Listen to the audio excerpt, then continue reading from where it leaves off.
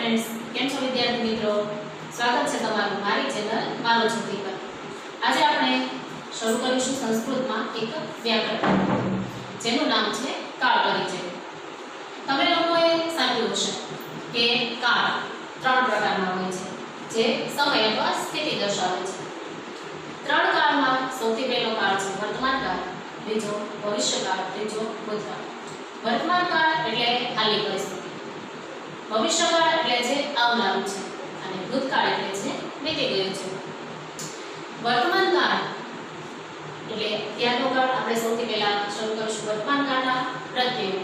પ્રત્યયો બે પ્રકારના હોય છે, પરપ્રત્યય અને પૂર્વ પ્રત્યય। જે શબ્દની આગળ લાગે એને કહેવાય પૂર્વ પ્રત્યય અને જે શબ્દની પાછળ લાગે એને કહેવાય પરપ્રત્યય। સંસ્કૃતમાં ખાસ કરીને જોઈએ તો પરપ્રત્યયનો ઉપયોગ વધારે થાય છે, પૂર્વ પ્રત્યયનો ઉપયોગ ગુજરાતી હિન્દીમાં વધારે થાય છે, સંસ્કૃતમાં એનો ઉપયોગ થોડો ઓછો થાય છે। પૂર્વ પ્રત્યયની બદલે સંસ્કૃતમાં ઉપસર્ગ અને અવ્યયનો ઉપયોગ વધારે થાય છે। આપણે શરૂ કરીએ સૌથી પહેલો કાળ વર્તમાન કાળ।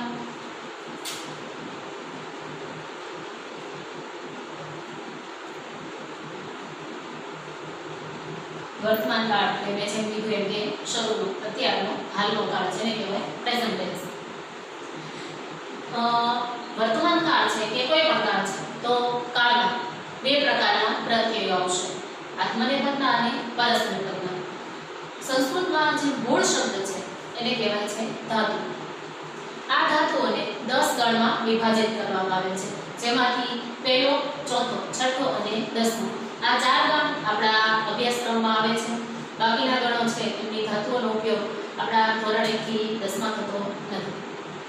આપણે 4 ગણ છે એ ગણના સમૂહને એની ધાતુઓને ગણવાની છે।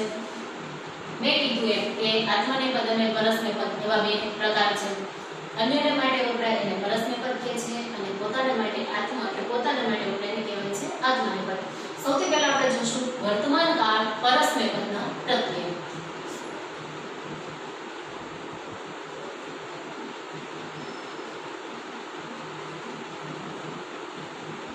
વર્તમાન કાળ પરસ્મૈપદના પ્રત્યય જેમાં આવે છે સૌથી પહેલા આવે છે પુરુષ, ત્યારબાદ 3 વચન આવે છે, એકવચન, દ્વિવચન અને બહુવચન।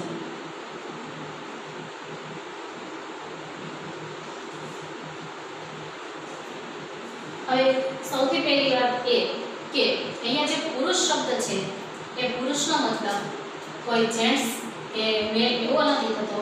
અહીંયા પુરુષ શબ્દનો અર્થ થાય છે દરેક સજીવ। બીજું છે એકવચન, દ્વિવચન અને બહુવચન। તમે લોકોએ જોયું હશે કે દરેક ભાષામાં એક વ્યક્તિ વસ્તુ માટે વપરાય એને એકવચન કહેવાય છે અને એક કરતાં વધારે હોય તેને બહુવચન કહેવાય છે। જ્યારે સંસ્કૃત ભાષા એવી છે કે જેમાં એકવચન, દ્વિવચન અને બહુવચન એમ 3 વચન આવે છે।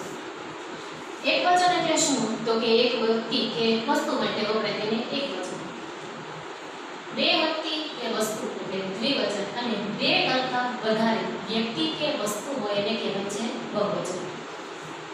આ થઈ 3 વચનની વાત। હવે પુરુષ, પુરુષમાં આવશે 3 પુરુષ। કયા કયા 3 પુરુષ? એટલે પહેલું છે પ્રથમ પુરુષ, બીજું છે બીજો પુરુષ અથવા દ્વિતીય પુરુષ અથવા એને કહેવાય છે મધ્યમ પુરુષ અને ત્રીજો પુરુષ છે જેને કહેવાય છે ઉત્તમ પુરુષ અથવા અન્ય પુરુષ। હવે આ શું વળે પહેલો પુરુષ, બીજો પુરુષ અને ત્રીજો પુરુષ? તો ભાઈ પહેલો પુરુષ કોને કહેવાય? તો કે જે બોલનાર વ્યક્તિ છે। જેમ કે અત્યારે હું બોલું છું તો હું બોલનાર વ્યક્તિ છું એટલે હું આવું છું પ્રથમ પુરુષ। બીજો પુરુષ કોણ? તો કે સાંભળનાર વ્યક્તિ, મારી સામે જે છે તમે સાંભળો છો તો અમે આવો બીજા પુરુષ। ત્રીજો પુરુષ, હું કોઈ બીજી વ્યક્તિ સાથે વાત કરું છું પણ અમે બંને કોઈ અન્ય કોઈ ત્રીજા વ્યક્તિની વાત કરીએ છીએ તો એ આવશે ત્રીજા પુરુષ। હવે પ્રથમ પુરુષ એકવચન કોણ? તો કે હું બોલનાર છું અને એક છું એટલે હું આવીશ પ્રથમ પુરુષ એકવચન। ત્યારબાદ પ્રથમ પુરુષ દ્વિવચન તો કે બોલનાર વ્યક્તિ બે હોય એને કહેવાય પ્રથમ પુરુષ દ્વિવચન અને બોલનાર વ્યક્તિ જો બે કરતાં વધારે પ્રથમ પુરુષ બહુવચન. તેવી જ રીતે સાંભળનાર વ્યક્તિ એક હોય તો બીજું પુરુષ એકવચન, સાંભળનાર વ્યક્તિ બે હોય તો બીજો પુરુષ દ્વિવચન, અને સાંભળનાર વ્યક્તિ બે કરતાં વધારે હોય તો બીજો પુરુષ બહુવચન. એ જ રીતે જેની વાત થાય છે, બોલનાર અને સાંભળનાર વાત કરે છે કોઈ અન્ય વ્યક્તિની, તો એક હોય તો ત્રીજો પુરુષ એકવચન, બે હોય તો ત્રીજો પુરુષ દ્વિવચન, અને બે કરતાં વધારે હોય તો ત્રીજો પુરુષ બહુવચન. આ થઈ આપણા કાળના મુખ્ય અંગ પુરુષ અને વચન. હવે આપણે જોઈશું વર્તમાન કાળ પરસ્મય પદના પ્રત્યયો. કુલ પ્રત્યયો છે 9. મી, ક, મ, સી, થ, તી, તહ, અંત. આ છે વર્તમાન કાળ પરસ્મય પદના પ્રત્યયો. પ્રથમ પુરુષ મી, ક, મ, બીજો પુરુષ સી, થ, અને ત્રીજો પુરુષ તી, તહ, અંત. હવે આને આપણે ક્રિયામાં ઉપયોગ કરવાનો છે, ધાતુમાં ઉપયોગ કરવાનો છે. માની લો કે આપણે કોઈ ધાતુ લઈએ, ઉદાહરણ તરીકે ધાતુ લઉં છું પટ ધાતુ, બરાબર. આ ધાતુ એટલે કે મૂળ સંસ્કૃત શબ્દ છે પટ, એટલે થાય ઘણું, બરાબર. હવે પટ ધાતુને આપણે ઉપરના જે પ્રત્યયો છે એ પ્રત્યયોને જોડવાના છે, એટલે આપણને મળશે ક્રિયાપદ. ક્રિયાપદ કોને કહેવાય? તો જે ક્રિયા દર્શાવતું પદ છે, પદ એટલે કે શબ્દ. ક્રિયા દર્શાવતા પદને કહેવાય ક્રિયાપદ, અને જે મૂળ શબ્દ છે એને કહેવાય ધાતુ. ધાતુ અને પ્રત્યય બંને જોડાય એટલે બને ક્રિયાપદ. હવે આપણે આને ક્રિયાપદ બનાવીએ. પ્રથમ પુરુષ લઈએ તો કે પ, થા, ની. અહીંયા તમને શબ્દ વચ્ચે અ વંચાશે, તો એ વિકરણ પ્રત્યય છે કે જે અમુક શબ્દોમાં ઉચ્ચારણના ફેરફારને આધારે માં જોડાય છે. પઠાની પછી બનશે એટલે બીજી પેન વાપરીએ જેથી કરીને વ્યવસ્થિત દેખાય.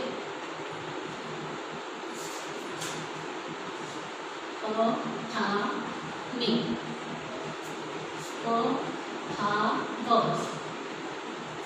પઠામ,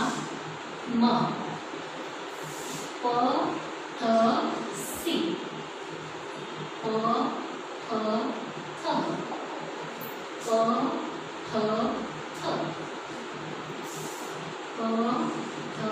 પઠતી,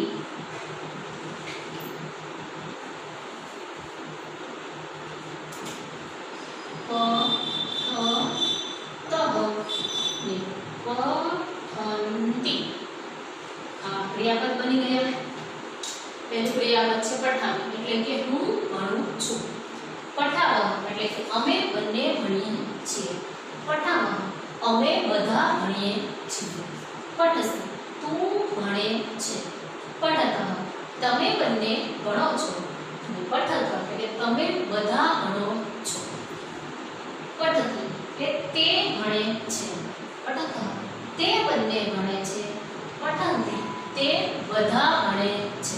તો આ છે વર્તમાન કાળ પરસ્મય પદના પ્રત્યયો, જેમાં પુરુષ 3, પ્રથમ પુરુષ, બીજો પુરુષ, ત્રીજો પુરુષ, એકવચન, દ્વિવચન, બહુવચન.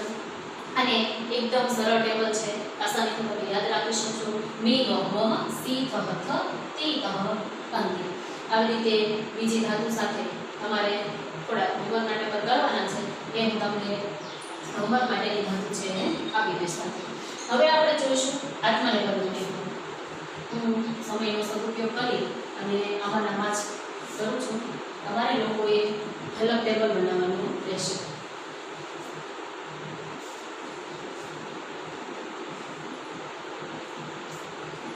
હવે આપણે જોઈએ વર્તમાન કાળ આત્મનિર્ભરના પ્રત્યય.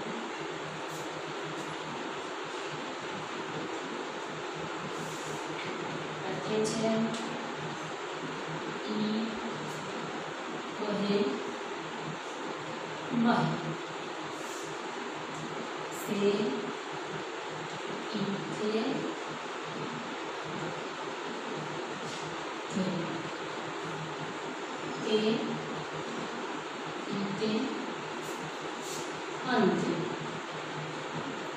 વિદ્યાર્થી મિત્રો આના વર્તમાન કાળ આત્માને પદના પ્રત્યય છે ઈ વહે વહે સે ઇથે દ્વે તે ઇથે અંતે.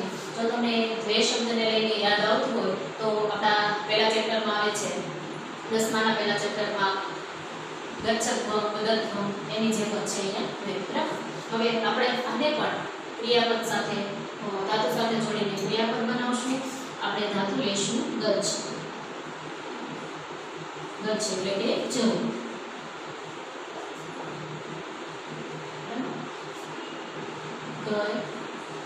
છે. હવે ઈ છે એ સ્વર છે, સ્વર વ્યંજન સાથે જોડાઈ જાય છે. અચ્છા કે અહીંયા વિકરણ પ્રત્યય ઉમેરાનો છે. ગચ્છા હે ગચ્છસે ગચ્છે થે ગચ્છત્વે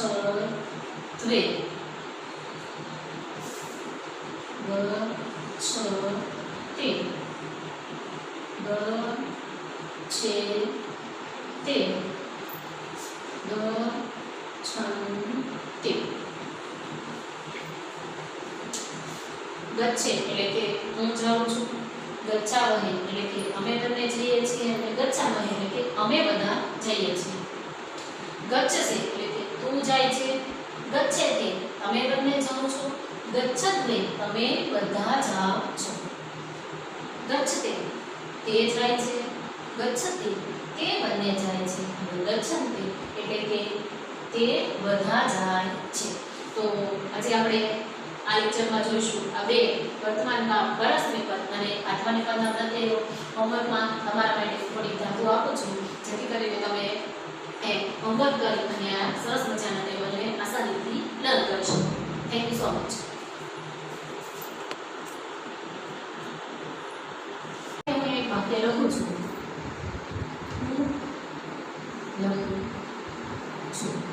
આ વાક્ય ગુજરાતી હું સંસ્કૃતમાં કરીશ તો આમ બનશે અહમ લેખાની. હવે આ વાક્ય માનો કે ગુજરાતી આપણે આપ્યું સીધું સંસ્કૃત આપ્યું છે તો કઈ રીતે ખબર પડશે કે કેટલા વ્યક્તિ બોલે છે અને ક્યારે બોલે છે? તો માત્ર એક પ્રત્યયના આધારે આપણે જાણી શકીએ કે આ વાક્ય ક્યારે બોલાયું, કયા સમયે બોલાવાનું છે અને એ વાક્ય કેટલા વ્યક્તિએ બોલ્યું છે. સૌથી પહેલા મી પ્રત્યય છે તો તમે ટેબલ યાદ કરો કે વર્તમાન કાળ પરસ્મૈપદમાં આવે છે કે મી વહમ. સૌથી પહેલો પ્રત્યય છે મી. હવે અહમ એટલે થાય કે હું.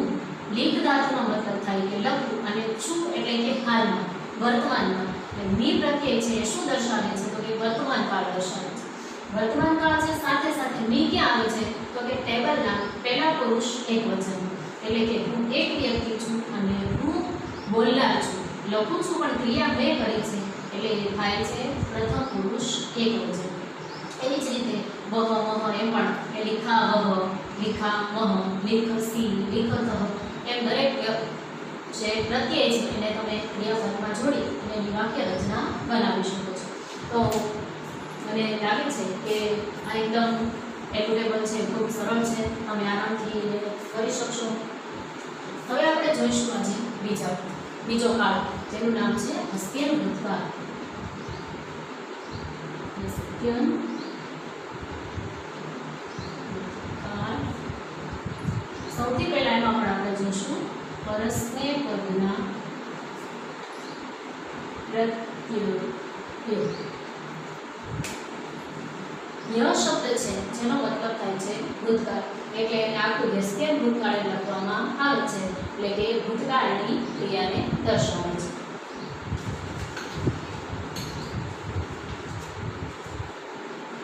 આપણે પહેલાની જેમ જ આમાં પણ પુરુષમાં પ્રથમ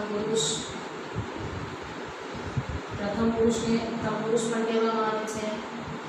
બીજો પુરુષ જેને મધ્યમ પુરુષ પણ કહે છે અને ત્રીજો પુરુષ એટલે કે જેને અન્ય પુરુષ પણ કહેવામાં આવે છે. ત્યારબાદ આપણા પહેલા ત્રણ વચન.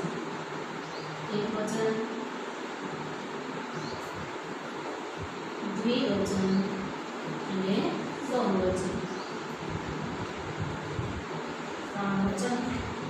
આપણે જોઈશું એના પ્રત્યય.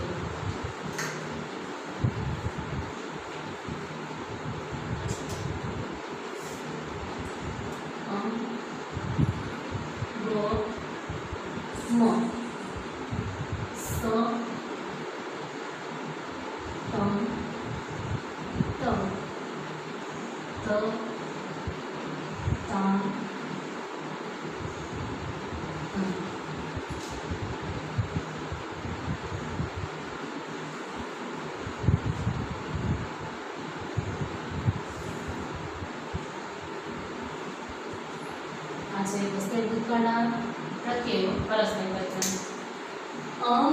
વ મ સ ત ત ત તામ અન. એકવાર અહીંયા એ સ સાથે બ્રેકેટ કૌંસમાં તમને બે ટપકા જ્યારે વિસર્ગની નિશાની કહેવામાં આવે છે. વિસર્ગનું ઉચ્ચારણ હ છેલ્લા શબ્દ પ્રમાણે થાય છે એટલે ઓપ્શનમાં સ અથવા તો હ મોટા ભાગે વિસર્ગ આપવામાં આવે છે. હવે વસ્તે ભૂતકાળમાં આપણે ખાસ વાત એક યાદ રાખવાની છે, ધ્યાનમાં રાખવાની છે કે જ્યારે જ્યારે આ પ્રત્યયનો આપણે ઉપયોગ કરશું, આપણે ઉપયોગ કરવાનો છે ધાતુ સાથે ક્રિયાપદ બનાવવા માટે. તો જ્યારે આપણે પ્રત્યયનો ઉપયોગ કરશું ક્રિયાપદ બનાવવા માટે ત્યારે સૌથી પહેલા આપણે ધાતુની આગળ અ લગાડવાનું છે. અ વિકરણ પ્રત્યય છે. ઉદાહરણ તરીકે હું તમને બતાવું છું.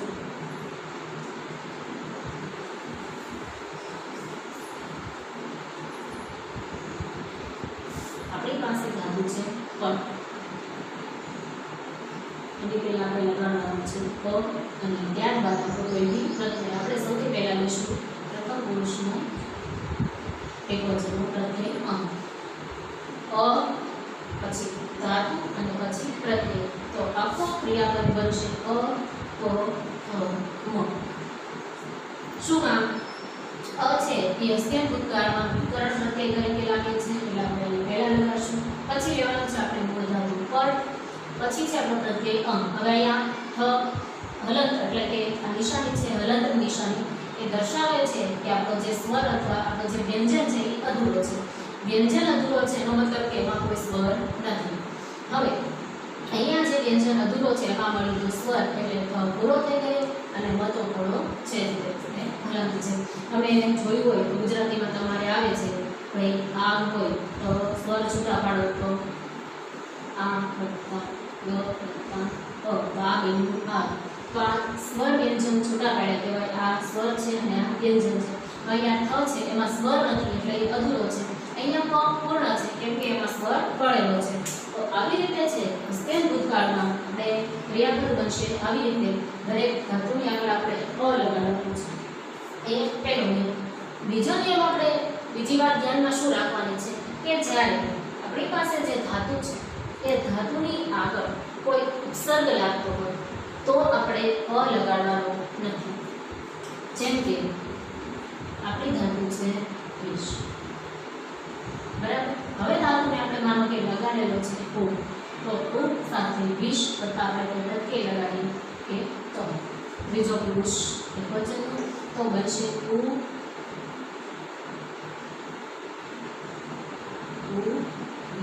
શ તો. આવી રીતે આપણી પાસે આ ઉપવિષ્ટાનું ત પ્રત્યય તો શબ્દ બનશે ઉપવિષ્ટ ત અથવા ઉપવિષ્ટમાં જે કોઈ તમે પ્રત્યય લગાડો એ પ્રમાણે શબ્દ બને છે. આપણે વાક્ય દ્વારા ઉદાહરણ જોઈએ કે ભાઈ હસ્તેન ભૂતકાળના વાક્યનો અર્થ શું થાય છે. કે પહેલું વાક્ય લખ્યું હતું કે અહમ લિખામિ, હું લખું છું. અહીંયા હું લખ્યું કે અહમ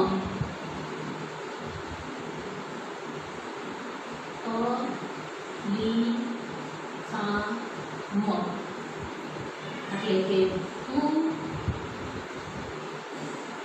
અહમ એટલે કે મેં, અલિખામ એટલે કે લખ્યું હતું. પહેલામાં આપણે જોયું હતું કે અહમ લિખામી એટલે કે હું લખું છું. અહીંયા લખ્યું છે કે અહમ અલિખામ એટલે કે મેં લખ્યું હતું એટલે દર્શાવે છે ભૂતકાળ. હવે તમે જોયું છે કે મેં પહેલામાં અહીંયા મ ઉપર અનુસ્વાર એટલે કે બિંદુ કર્યું હતું. અહીંયા મેં મ લખ્યું છે. તો સાથે આપણો આ નિયમ છે કે મ પછી જ્યારે અ સ્વર આવે તો મ થોડો લખવાનો અને જો ન હોય તો અનુસ્વાર કરવાનો. કોઈ પણ જગ્યાએ મ હોય જો છેલ્લે મ આવતો હોય તો મ આખો લખવાનો, પણ જો શબ્દની વચ્ચે આવે અને પછી સ્વર હોય તો મ ની જગ્યાએ નિશાની કરવાની અનુસ્વારની, કેમ કે અનુનાસિક સ્વર છે તેના માટે. આ હતા આપણા વર્તમાન કાળ પરસ્પર પદના પ્રત્યયો. આપણે જોઈશું હસ્તેન ભૂતકાળ આત્મનિપદના પ્રત્યયો. ઈ, વહી, મહી, થા અથવા થાસ, ઈથામ, ધ્વમ, ત, ઈતા, અન. અહીંયા તમે થા અથવા થાસ વિસર્ગ છે એને તમે સ સાથે જોડી અને થાસ પણ લખી શકો છો. તો આ રહ્યા હસ્તેન ભૂતકાળ આત્મનિપદના પ્રત્યયો. વર્તમાન કાળના આપણે જોયા નિ, વહ, સી, ત, ઈ, ત, અંતિ, ઈ, વહ, મહી, સે, તે, ત્વે, તે, તે, અંતે. તેવી રીતે હસ્તેન ભૂતકાળ પરસ્મૈ પદના પ્રત્યયો અંગ, મ, સ, તમ, ત, તામ, અન. હસ્તેન ભૂતકાળ આત્મનિપદના પ્રત્યયો ઈ, વહી, મહી, થા, ઈથામ, ધ્વમ, ત, ઈતામ, અન. હવે પછી આપણે જોઈશું સામાન્ય ભવિષ્યકાળના પ્રત્યયો. ભવિષ્યકાળના પ્રત્યયો છે ખૂબ જ એકદમ સરળ આસાન છે, કેમ કે તમને વર્તમાન કાળના પ્રત્યયો આવડી ગયા છે. તો હવે ભવિષ્યકાળના પ્રત્યયોમાં જરા પણ મગજને કષ્ટ પડશે નહીં. બીજો છે આપણો પાઠ જેને કહેવામાં આવે છે સામાન્ય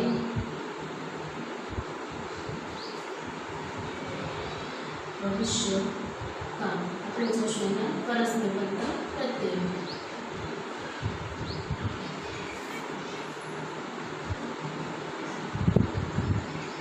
सामान्य भविष्यकाल परस्पर पदना प्रत्ययो.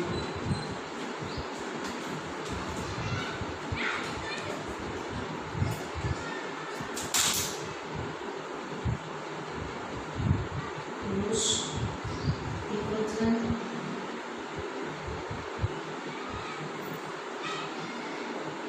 द्विवचन અને બહુવચન.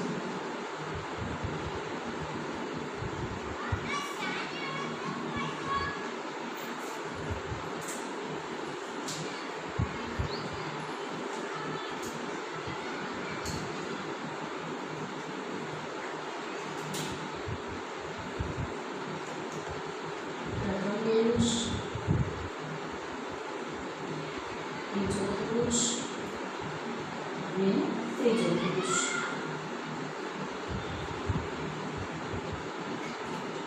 હવે બેઠા પડે કીધું કે ભાઈ તમને વર્તમાન કાળના પ્રત્યયો યાદ છે તો આમાં તકલીફ નહીં પડે, કેમ કે વર્તમાન કાળના જે પ્રત્યયો છે વિવાહમાં તેમાં આપણે આગળ સ્ય શબ્દ લગાડવાનો છે એટલે બની જશે આપણા ભવિષ્યકાળના પ્રત્યયો. જેમ કે સ્યા, ની, સ્યા, વહ, સ્યા, મ,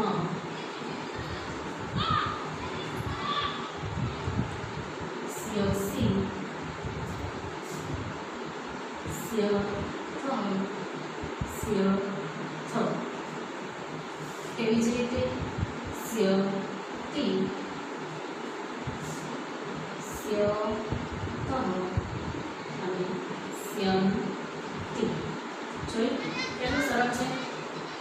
વર્તમાન કાળના પ્રત્યયો સાથે આપણે ખાલી સ્ય શબ્દ લગાડવાનો છે એટલે આપણા બની જશે સામાન્ય ભવિષ્યકાળના પ્રત્યયો. પરસ્મૈ પદની જેમ જ આપણે આત્મનિપદમાં પણ સ્ય શબ્દ લગાડવાનો રહેશે એટલે એ પણ આવી રીતે સરળ છે. સ્યામી, સ્યાવહ, સ્યામઃ, સ્યસી, સ્યતઃ, સ્યથ, સ્યતિ, સ્યતઃ, સ્યન્તિ. છે ને સરળ? સાથે આપણે જોઈએ આત્મનિપદના પ્રત્યયો.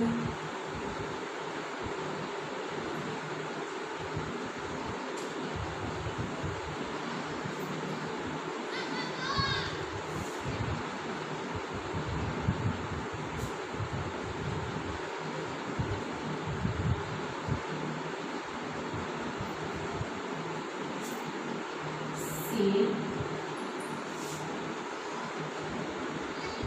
સ્યાવે, સ્યામઃ,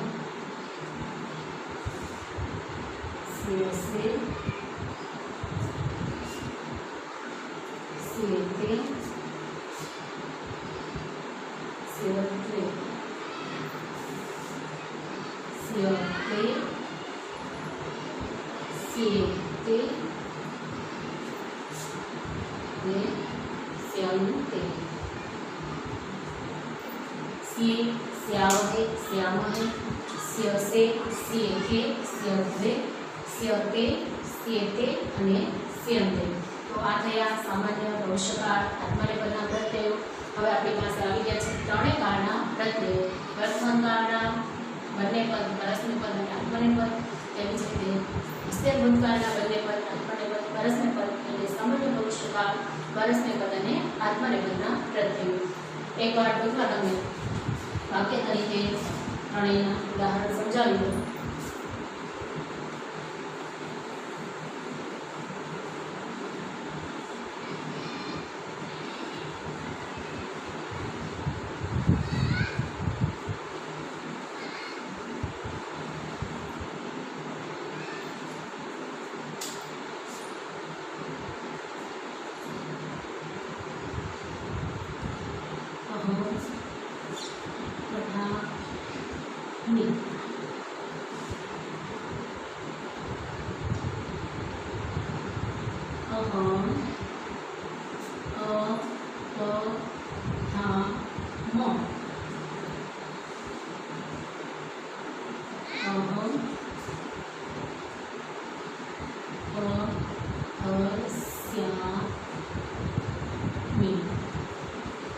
આપણી પાસે છે ત્રણ વાક્ય।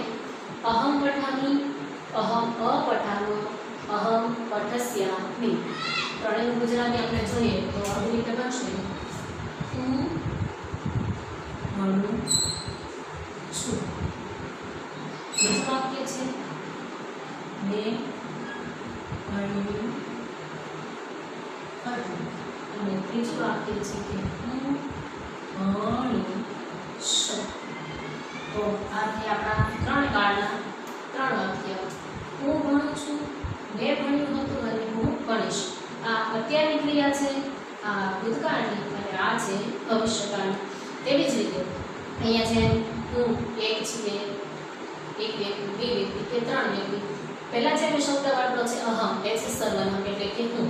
તેવી જ રીતે બીજા પુરુષ માટે, ત્રીજા પુરુષ માટે, બે વ્યક્તિ માટે અને ત્રણ વ્યક્તિ માટે એ દરેકના સર્વનામ અલગ અલગ છે, જે હવે આપણે પછી આના પછીના લેક્ચરમાં જોઈશું। તો વિદ્યાર્થી મિત્રો આ આપણા થયા ત્રણ કાળના સરળ નાનકડા ઉદાહરણ આપ્યા છે। તમે જાતે ક્રિયાપદ બનાવી ને જાતે પણ આવી રીતે નાના વાક્ય પહેલા બનાવી અને શીખજો। અહમની જગ્યાએ પછી પઠામીની જગ્યાએ લેવાનું પઠાવહ, પણ ત્યારે તમારે અહમ શબ્દ વાપરવાનો નથી। પઠાવહ, પઠામહ, એની જ રીતે દરેકના જે પહેલા લેક્ચર વખતે મેં તમને થોડીક 8-10 ધાતુ આપી હતી, એ ધાતુ સાથે તમે દરેક કાળના જે પ્રત્યય છે, દરેક પદના પરસ્મય પદ, આત્મનેપદ, વર્તમાન, ભૂતકાળ, ભવિષ્યકાળ, તો એ દરેકના પ્રત્યય સાથે એ બધી ક્રિયાપદ છે, જે ધાતુ છે એને તમે જોડી અને સરસ મજાના ક્રિયાપદ બનાવી શકો છો। એ દરેક ક્રિયાના સરસ મજાના વાક્ય બને છે। માનો કે અહમ નૃત્ય કરોમી, કરોમી એટલે કે કરું છું, નૃત્યામી તો નૃત્ય કરું છું એનો અર્થ પણ એવો થાય ને નૃત્ય કરામી તો એનો અર્થ પણ એવો જ થાય છે। હું જાઉં છું તો અહમ ગચ્છામી, હું આવું છું તો અહમ આગચ્છામી, અહમ પઠામી, અહમ ખાદામી એટલે કે હું ખાઉં છું। તો આવા સરળ નાના વાક્ય તમે આવી રીતે આ પ્રત્યયના આધારે બનાવી શકો છો। આજના લેક્ચરમાં આપણે આટલું રાખીએ છીએ। તમે ચોક્કસ બધા ઘરે બેઠીને ભણશો એવી આશા છે અને ભણવું જ પડશે, કેમ કે અત્યારની જે પરિસ્થિતિ છે, આપણે સ્કૂલ ક્યારેક ખુલે રહીએ છીએ, આપણી પાસે કોઈ માહિતી નથી, તો પ્લીઝ ઘરે બેઠીને આરામથી તમે ભણજો। રોજા ચાલે છે, રમઝાન ચાલે છે, તો એની પણ મજા લેજો અને સાથે સાથે દરેક માટે દુઆ કરજો કે ઝડપથી આપણે આ મહામારીમાંથી નીકળી અને પહેલાંની જે આપણી સુંદર મજાની જે લાઈફ છે એ જીવી। Thank you so much.